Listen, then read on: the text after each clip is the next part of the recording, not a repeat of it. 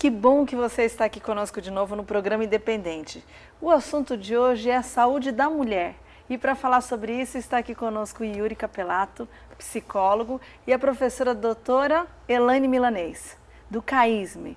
Doutora Elaine, qual que é o trabalho do CAISM? Só para o pessoal que está nos assistindo, antes da gente começar o tema, qual que é o trabalho do CAISM? Bom, o CAISM é um grande serviço de obstetrícia e atenção também a pacientes ginecológicas, né? Especificamente na área de saúde da mulher, a gente faz o atendimento completo de programas de rastreamento de câncer, de atendimentos de gestações de alto risco nas suas diferentes patologias, né? E também atendimento de complexidade a bebês de alto risco também, muitas vezes provenientes dessas mães que têm gestações complicadas. E quando a gente fala no CAISM, quando a gente fala do trabalho que é feito com crianças de alto risco, nós estamos falando de crianças que têm mães também dependentes químicas ou mães que não fazem uso de droga, mas que o risco do bebê na gestação é grande? Basicamente, uma das patologias que a gente atende é a mulher com dependência de drogas psicoativas, né? Então, de substâncias de abuso. E essas mães têm altíssimo risco de darem à luz a crianças complicadas. Então, a maternidade do CAISM tem um serviço de neonatologia que dá suporte para crianças nascidas dessas mulheres com essas determinadas complicações, inclusive o uso de drogas.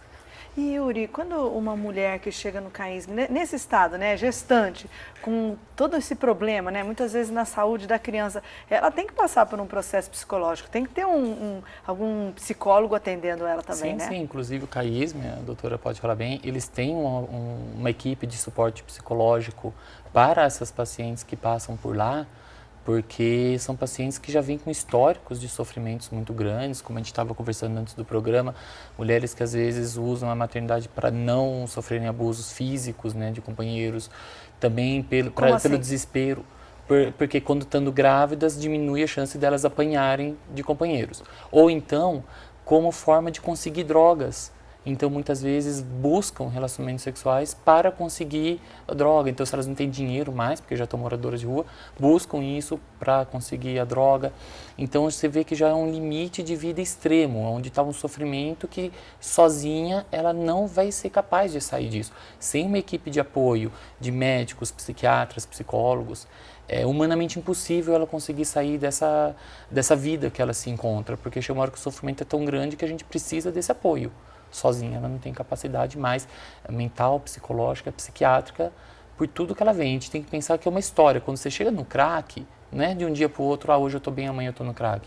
Ela já vem de anos de uma história de sofrimento familiar, emocional e de histórico de drogas, onde vai tendo uma escalada que chega uma hora que o crack, e a gente sabe que a dependência do crack é uma das mais difíceis para você largar. São raros os casos que conseguem realmente sair do crack. A dependência química que ele causa é muito grande. Sim. E, doutora Elaine, os principais casos do CAISM são esses, são de mulheres dependentes químicas. A gente tem os nossos principais ambulatórios, atendem mulheres com hipertensão, diabetes e outras patologias gerais, neuropatias, pacientes com diversas infecções. Nós temos também um programa hoje inserido dentro do ambulatório que faz atendimento para mulheres com patologias psiquiátricas, onde nós temos uma psiquiatra que faz o atendimento para mulheres também com dependência química. Né? O próprio complexo da Unicamp, o HC, ele tem um grande ambulatório, que é o ASPA, que é o Ambulatório de Substâncias Psicoativas, que dá um suporte aberto, é um atendimento livre, né, dando grupos de apoio e terapia individual e suporte farmacológico se necessário para qualquer tipo de dependência química. Nós temos uma parte desse ambulatório dentro do ambulatório de pré-natal especializado, com atendimento de uma psiquiatra e o grupo multidisciplinar da psicologia do CAISM também, atendendo essas mulheres. Então, esse é um dentre os diferentes programas que nós temos para gravidez de alto risco. E com certeza o número dos atendidos no CAISM deve estar só aumentando. E aí minha pergunta está aumentando porque a população está aumentando ou porque o consumo de drogas é que está maior? Então, a gente tem se deparado com dados bastante assustadores. Um trabalho realizado no CAISM há 3 anos atrás, que tinha o foco de estudar a prevalência especificamente de uma doença sexualmente transmissível, que era a clamídia, encontrou que nas nossas pacientes atendidas na unidade de pronto atendimento abaixo de 25 anos, 22% era usuário de droga. Nossa. Então, quer dizer, 1 de cada 5 mulheres jovens passando grávidas numa unidade de pronto-socorro obstétrico tinha algum uso em graus leves, moderados a muito severos, de substâncias psicoativas, das quais as principais, infelizmente, é o crack, porque é o que está mais disponível para a população de baixo nível socioeconômico. Eu fico me questionando, né, e provavelmente você que está em casa também, o que faz uma mulher grávida, né, tomar a decisão de fazer uso de drogas ou fazendo uso de drogas ficar grávida, né, Yuri? Eu não sei o que você pode falar nisso, além do que você já falou, que ela acredita que diminui a violência, né, porque só está aumentando os números, né, a gente não vê tanta gente fazendo coisa boa e não diminui os números, né, doutora? Geralmente, a maior parte dos casos, elas já faziam uso de drogas e depois engravidam. Alguns casos de mulheres que passam a fazer uso de algum remédio, drogas mesmo, durante a gestação, pode ser por coisas específicas. Então, uma mulher que desenvolve uma depressão durante o parto, ou mesmo pós-parto, enquanto está amamentando, aí já são casos mais específicos. Mas a maior parte desses casos que a gente está falando aqui são pessoas que já eram usuárias e que acabam engravidando. E a busca por uso de drogas, a gente tem um grande histórico geral de motivos do porquê que você vai para as drogas. Os mais comuns são desde pessoas desde a adolescência que já vem querendo se livrar, se anestesiar de problemas, não sabe lidar, então começa a buscar drogas para desculpa racional de que eu quero experimentar coisas novas. Na verdade é porque eu já não estou suportando a vida que eu tenho, então eu estou precisando buscar prazeres diferentes e tentar anestesiar essas dores. Casos mais graves que a gente vê assim são pessoas que você vê que já vêm de uma família desestruturada ou que sofreram abusos físicos, sexuais, verbais.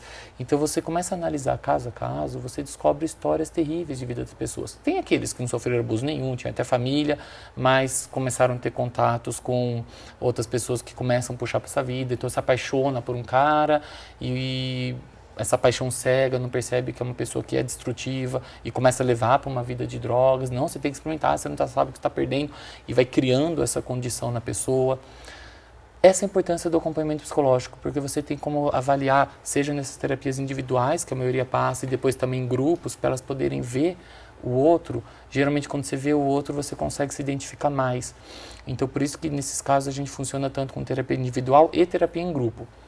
E aí você vai poder analisar a vida dessa pessoa e fazer ela conseguir perceber o porquê que ela chegou a esse ponto de estar a um abuso de drogas, mesmo estando grávida. Muitos dos casos que a gente vê que conseguem largar as drogas durante a gestação são aquelas que conseguiram desenvolver um desejo pelo filho. E pela saúde do filho conseguem se segurar. Não quando a gente tem dependência de drogas pesadas, cocaína, crack, já é muito difícil, porque a dependência química que elas causam é muito grande. Sem ajuda não consegue. Mas a gente tem casos de mulheres, por exemplo, que eram alcoólatras ou que bebiam álcool, faziam uso, fumavam e que muitas vezes conseguem parar de fumar e beber na gravidez, não pela própria saúde, porque isso é difícil alguém se fazer, mas pela saúde do filho. E aí, com medo de perder o filho, essa é uma das poucas coisas que a gente consegue se apegar. Quando a gente consegue fazer com que essa mãe se desenvolva um desejo pelo filho, de tal amor, a ponto ela consiga suportar um sacrifício de largar um cigarro, de largar o álcool pelo filho. O duro que o crack não permite isso. É difícil. Ela já perdeu. Então, sem o apoio, o CAISM, estava até falando agora com a doutora antes, eu admiro muito o trabalho do CAISM, porque eu falo que lá é um dos maiores lugares do nosso país, do mundo, que você vai ter um ambulatório que você vê de tudo. Os casos mais graves de gestação, e vem gente do país todo, não é só aqui da região de Campinas, eles recebem gente do país todo. Tem casos graves na gestação, por doenças, ou por drogas, ou por vários outros fatores de risco de gestação, vem para o CAISM. Então, quem quer aprender sobre isso é um CAISM. E lota mesmo, porque infelizmente a gente está numa sociedade que tem buscado muito essa anestesia, está sofrendo muito. E eu acho que hoje, além do aumento da população também, e falta de lugares que recebam isso, você vai ver que você tem um CAISM e tem raros outros lugares, você chega a ser em grandes centros. Imagina em outros estados, lugares que a gente não tem esses grandes centros, onde estão essas pessoas. E, doutora Elaine, qual que é a quantidade de pessoas que se recuperam, que saem bem e que depois conseguem continuar a vida? Aí a própria resposta ao tratamento, as medidas de intervenção que a gente faz para dar suporte, para melhorar o resultado gestacional e até o próprio resultado pessoal, elas são muito variáveis. E a pessoa que consegue, de fato, ter uma resposta adequada, levar uma gravidez ao termo com um bebê saudável, infelizmente para a gente ainda é minoria. Mesmo com todo o tratamento instituído, a gente tem muita dificuldade de adesão dessas mulheres ao programa de pré-natal. Elas têm uma vulnerabilidade pessoal, de gênero, de pobreza e normalmente social muito grave. A gente tem um grande contingente dessas pessoas que são moradores de rua. Então, conseguir resgatá-los para colocar num segmento adequado e ter adesão ao pré-natal, a realização dos exames, a supervisão adequada das medidas que vão melhorar o resultado do seu bebê nem sempre é muito fácil. Então, a gente tem, óbvio, grande número de casos de sucesso, de pessoas até razoavelmente diferenciadas, que entraram muitas vezes por essa questão de entrar na dependência, às vezes envolvida, e a gente tem isso inclusive no meio universitário, e meninas que a gente conseguiu recuperar ao longo da gestação com tratamento farmacológico, psicoterápico, entendeu? Melhoramos o resultado do bebê, conseguimos levar a gravidez até o termo.